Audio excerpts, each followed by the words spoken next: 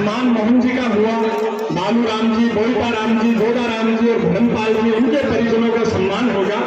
3 से 4 मिनट इस सम्मान में लगेंगे। अगर आपका विचार मेरे विचार से मिलता हो,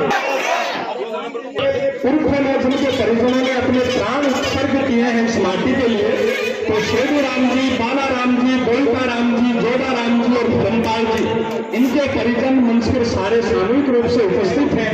सभी बहुत आत्मीय हैं। कैप्टन मंडोल जी साथ रहेंगे, उनके नाम बताते रहें और सभी का सम्मान हो।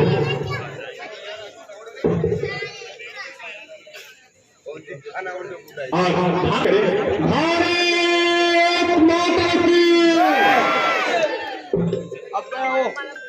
भाई जय सिंह जी मां एक युवा क्रांतिकारी सोच, देशभक्ति को पोषण करने का भाव। जय सिंह भाई की उम्र लगभग 25 वर्ष की आसपास होगी। वर्षों से मैं इन्हें जानता हूँ। चिड़ावा में भाव श्रद्धा सैनिकों के प्रति रही होगी, कितना आंदोलन हुआ होगा, तब ये भाव आए हैं। और वो विचार में पर मुझे विश्वास है कि देखो आज जिले में पहली बार इन्होंने सोच से शुरुआत हुई और दूसरी बार ये शहीद सम्मान यात्रा इतने सकुशल, इतने जोश खरोश के साथ 250 से अधिक युवा साथी 75 किलोमीटर पैदल चलकर पोसाना गांव में इसकी दुनिया के तीर्थ से कम नहीं है, क्योंकि ये शहीद है, ये साक्षात देव है जिनको हमने देखा है। देव का त्याग ही तो करते हैं, इन्होंने अपने प्राणों का त्याग देश के लिए किया है। सभी शहीदों के परिजनों को एक साथ सब खड़े होकर सामूहिक रूप से सारे अतिथि एक साथ भाई जय सिंह माठ का पावन नेतृत्व है और सभी के दिलों में देशभक्ति के भाव। एक बार हम मां भारती के चरणों में अपनी वंदना की हाजिरी लगाएंगे। वंदे वंदे वंदे। ये पावन भाव, ये युवा पीढ़ी है, इसके शहीदों का सम्मान कैसे होना चाहिए, इसके लिए मैं भाई जय सिंह माठ को बहुत बहुत साधुवाद देता हूँ। पवन जी मावंडिया का आभार और इनके पूरे साथियों का आभार कि देश के लाखों सैनिकों ने जब अपने प्राणों का बलिदान दिया तब ये देश आजाद हो पाया। और उसके 75वें वर्ष को पूरे देश में अमृत महोत्सव के रूप में मनाया जा रहा है और वो अमृत का पान आप पोसाना के इस शहीद स्मारक में हमें करवा रहे हैं श्रद्धा के साथ। दोस्तों बड़ी खुशी होती है। अभी मैं आ रहा था तो हम बात कर ही रहे थे कि जब हम देश के किसी दूसरे राज्य या दूसरे जिले में जाते हैं तो हमसे पूछा करते हैं, हाँ भाई कहां से हो, तो हम बताते हैं कि झुंझुनू जिले से हैं। तो उनके भाव एकदम से चेंज हो जाते हैं, कहते हैं अच्छा वो शहीदों का जिला, अच्छा वो सैनिकों का जिला। ये बहुत बड़ी खुशी की बात है। चाहे आज पूरे देश में अगर आप देखते हैं, जब भी इस मातृभूमि को खून की जरूरत पड़ी, रक्षा के लिए रक्त की जरूरत पड़ी, तो हमारे झुंझुनू जिले के युवाओं ने अग्रणी पंक्ति में खड़े होकर अपने प्राणों की आहुति दी है। हम उस जिले से आते हैं और पूरे भारतवर्ष में आज हमारे देश को आजाद हुए 75 वर्ष पूरे हुए, तो उसके लिए पूरे देश में आजादी का अमृत महोत्सव मनाया जा रहा है। इस आजादी के अमृत महोत्सव में अलग अलग कार्यक्रम हो रहे हैं। हमारे झुंझुनू जिले में हमने इस यात्रा का आयोजन इसलिए किया कि आज आप देखते हैं कि श्रावण का महीना चल रहा है, हम कावड़ लेकर के आते हैं।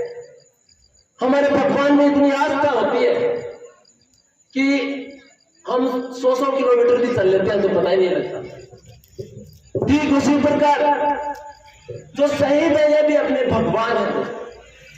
आपने देखा होगा जो अपने समय में समाज के लिए अच्छे कार्य किए हैं, बुराइयों को मिटाने का काम किया है और समाज की रक्षा की है, वो आज भगवान माने जाते हैं। ठीक उसी प्रकार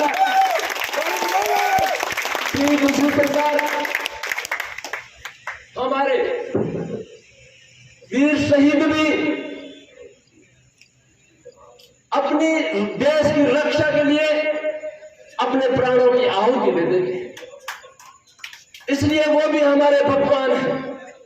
और मैं तो यहाँ बैठे सभी, मेरे पिता तुल्य बुजुर्ग, मेरी माता तुल्य महिलाएं और मेरे युवा साथी भाई और बहन बैठे, मैं उनसे एक ही बात बताना चाहता हूं कि जहां भी अपन शहीद की प्रतिमा को देखें तो उन्हें हाथ जोड़कर प्रणाम करें और उनसे आशीर्वाद लें। हम कोई भी शुभ कार्य करते हैं तो हमारे आस पास में शहीदों की प्रतिमाएं अगर लगी हो, वहां जाकर के हमें उनसे आशीर्वाद लेना चाहिए। मैं कहता हूं कोई भी कार्यक्रम आप कर लीजिए, हम किसी कार्य में विफल नहीं होंगे अगर हमने शहीदों से आशीर्वाद लिया।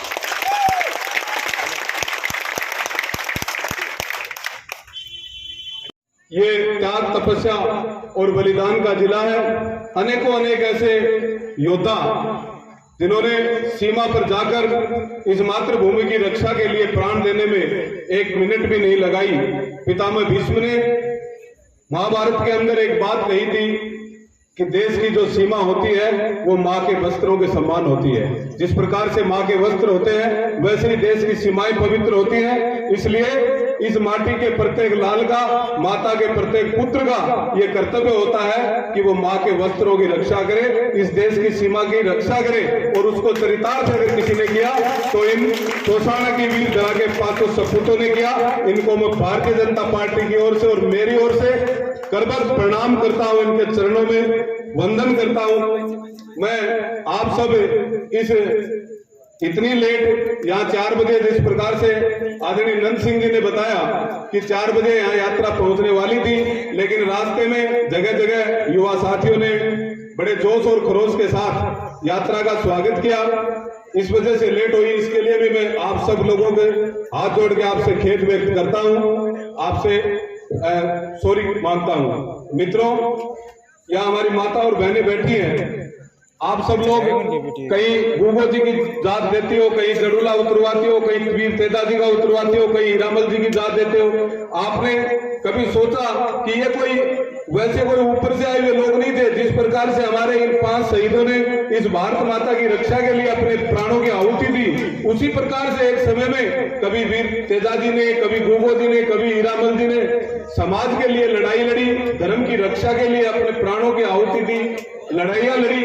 इसलिए उनको हम आज पूछते हैं। हमारी माताएं बहनें यहाँ उपस्थित है। मैं आपसे आग्रह करना चाहूंगा कि जब कभी भी आपके कोई पोता हो, कोई बेटा हो, तो उनके जड़ूले की जात निश्चित रूप से इन शहीदों के भी निश्चित रूप से दे, तो निश्चित रूप से हमारी आने वाली पीढ़ी को प्रेरणा भी मिलेगी। और निश्चित रूप से जिस प्रकार से देवी देवताओं के धोख देने से, उनके जात जुड़ूला करने से जिस प्रकार से हमें लाभ मिलता है, हमें फायदा मिलता है, उसी प्रकार से आप यहाँ भी अगर ये जात जुड़ूला यहाँ उतरवाएंगे तो निश्चित रूप से आपको फायदा मिलेगा। आप करके देखना, मैं आपसे निवेदन करना चाहता हूँ। मित्रों, ये भारतीय जनता पार्टी द्वारा पूरे देश भर में हमारे आदरणीय प्रधानमंत्री नरेंद्र मोदी जी और राष्ट्रीय अध्यक्ष सामान्य जगत प्रकाश नड्डा जी, हमारे प्रदेश नेतृत्व, सभी के आह्वान पर पूरे राजस्थान में और पूरे देश में युवा मोर्चा द्वारा ऐसी यात्राएं निकाली जा रही है। और उसी के निमित्त ये जो कल चिड़ावा से शुरू हुई, बाबा बावलिया की पावन धरा से यात्रा शुरू हुई और विभिन्न गांवों से चलते हुए 75 किलोमीटर आपके इस पावन धरा पर पहुंची। इसके लिए मैं भाई जय सिंह माट को और उसकी पूरी टीम को बहुत बहुत साधुवाद देता हूं। हमारे प्रदेश नेतृत्व, राष्ट्रीय नेतृत्व का भी आभार व्यक्त करता हूं कि इस प्रकार की यात्राएं निश्चित रूप से हमारी जो युवा पीढ़ी है उसको प्रेरणा देगी। और वैसे तो आप सब हम देखते ही हैं कि जब हम 4 बजे इस रोड पे कई बार जयपुर के लिए जाते हैं तो हमारे युवा साथी और फौज की तैयारी करते मिलते हैं, तो ये जज्बा और जुनून ये यही देखा जा सकता है। लेकिन इस यात्रा से भी निश्चित रूप से आप सबको प्रेरणा मिलेगी। मैं इस अवसर पर आप सब लोगों का एक बार पुनः बहुत बहुत आभार व्यक्त करता हूँ। ज्यादा समय नहीं लूंगा, आप बहुत समय से आप बैठे हैं। आपको बहुत बहुत धन्यवाद। नमस्कार, जय हिंद, जय भारत।